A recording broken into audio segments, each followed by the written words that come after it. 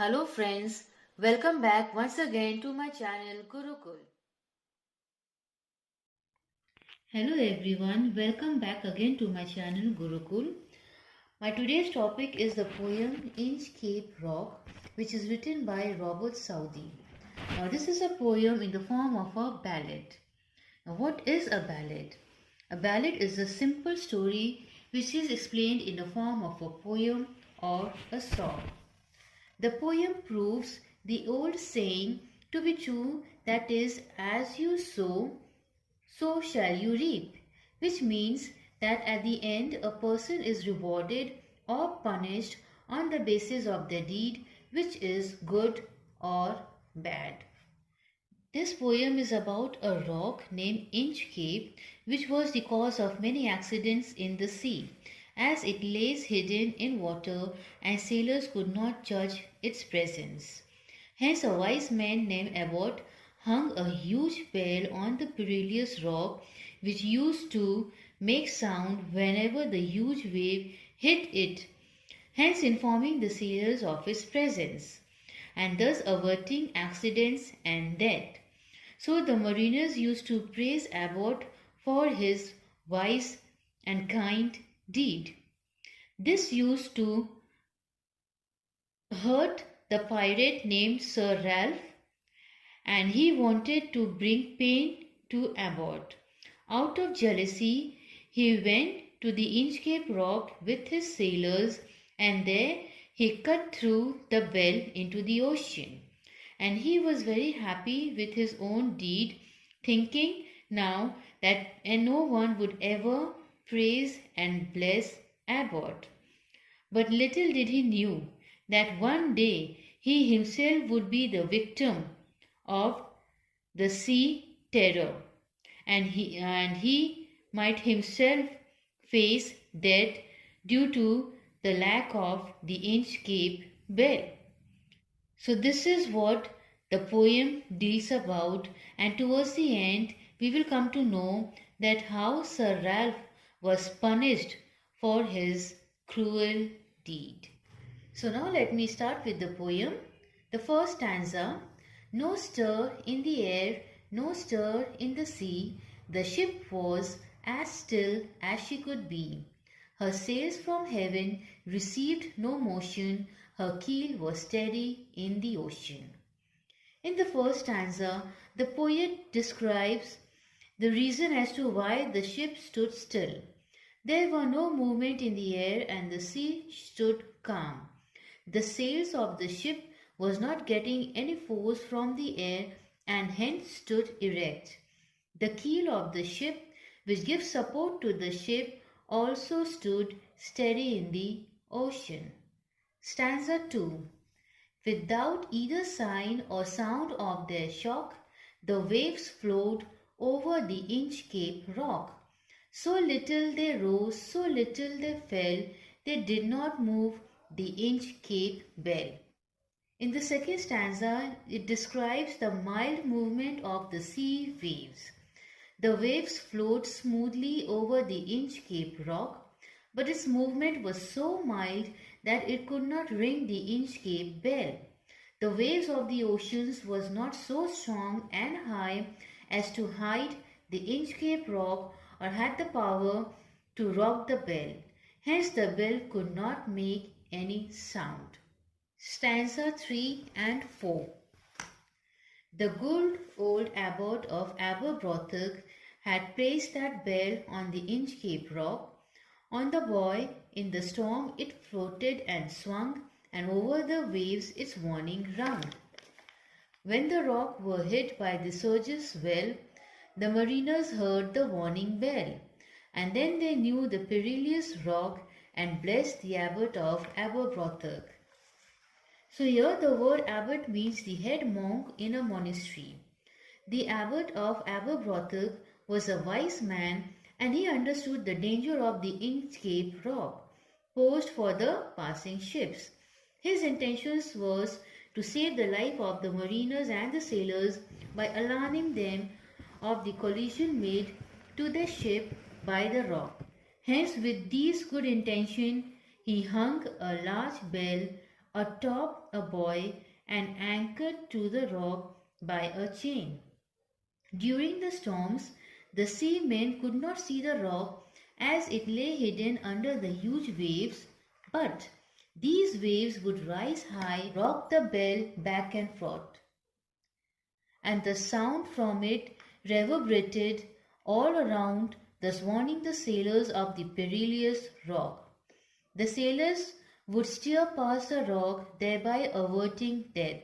Mariners used to praise and bless Abbot for his kind act of placing the bell on the dangerous rock. Stanza 5. The sun in heaven was shining gay, all things were joyful on that day. The seabirds screamed as they wheeled round, and there was joyance in their sound. Now in the fifth stanza, the poet describes the cheerful ambience over the sea.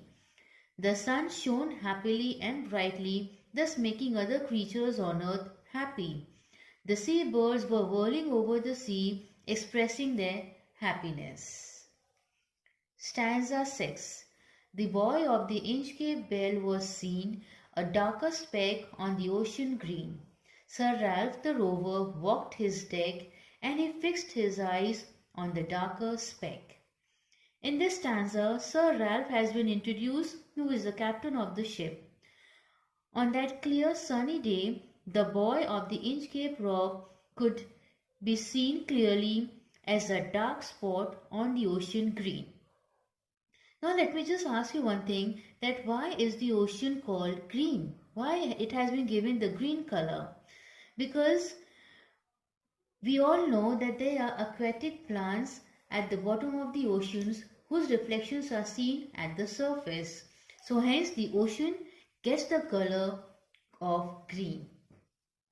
So Sir Ralph stood on the deck of his ship and fixed his vision at the dark spot of the buoy.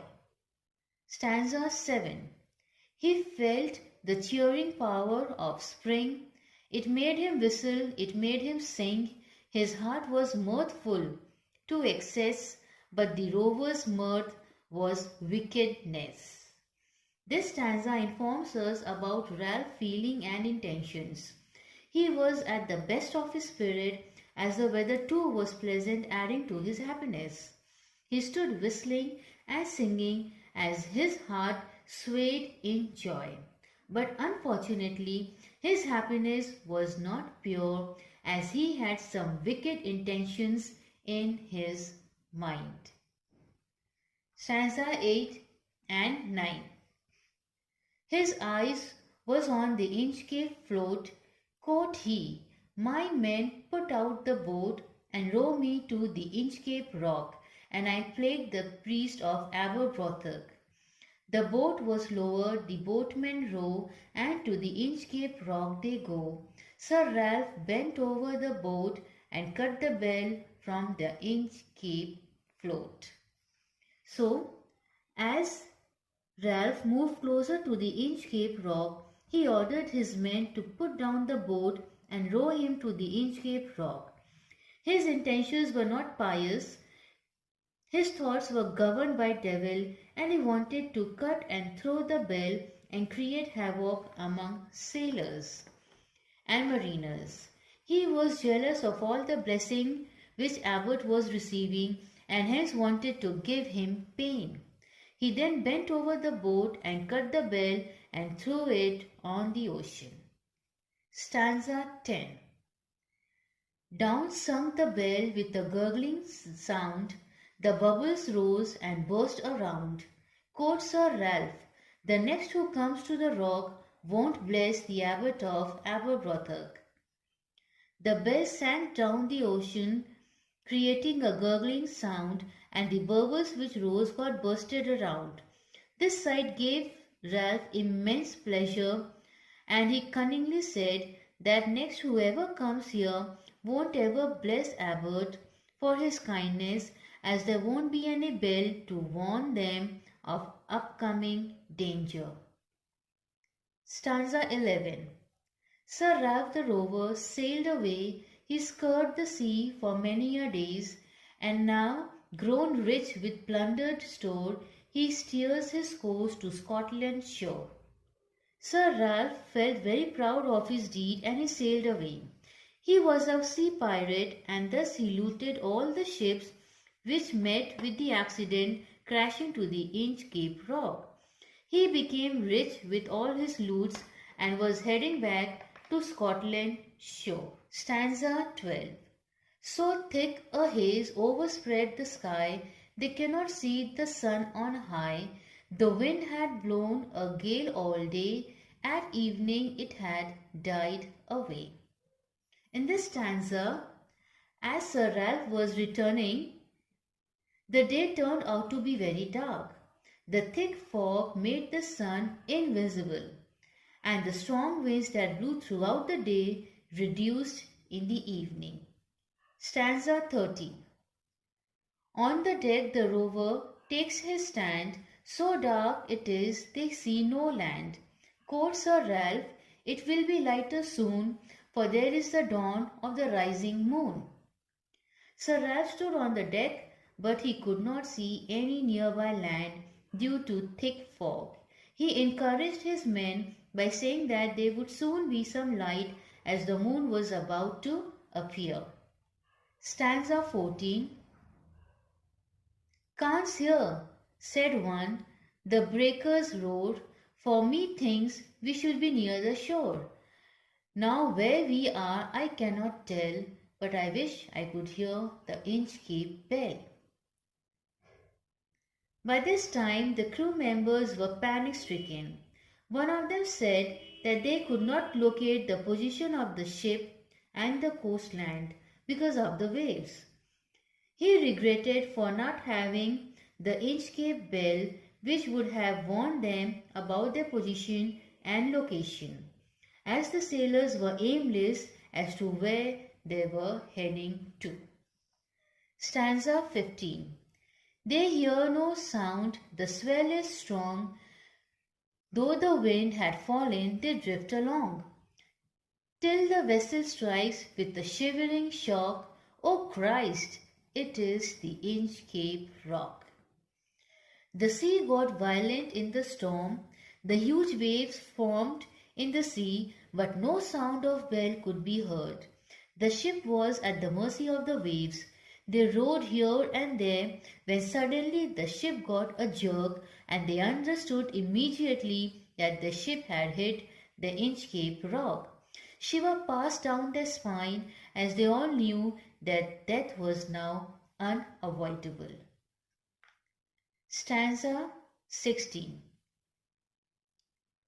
Sir Ralph the rover tore his hair, he cursed himself in his despair. The waves rushed in on every side, the ship is sinking beneath the tides. In anger, Sir Ralph now pulled his hair and cursed himself for his evil deed. The waves rushed into the ship from every side, and the ship started sinking beneath the tides. Stanza 17. But even in his dying fear, one dreadful sound could the rover hear, a sound as if with the Inchcape bell the devil below was ringing his knell. Now, as the ship was sinking down the sea, Ralph could hear the dreadful sound of the bell, which seized him in terror, which was actually the death bell which the devil himself was ringing beneath the water to remind Ralph of his evil deeds and hence his punishment. Now the word meanings. The word is abbot, which is the head of abbey of monks. Tempest, swell, big waves. Float, anchored buoy on the sea to mark the place where it is dangerous. Perilous is dangerous. Plague, to cause pain or trouble. Scour, search thoroughly and hastily. Breakers, huge waves. Knell, sound of bell rung solemnly after death or at funeral. Mirthful, laughter. Plundered, loot, robbery. Steers, to move on. Gale, very strong. Haze, thin mist. Thanks for watching my video, and please don't forget to like, share and subscribe my channel. Press the bell icon and select all for every update.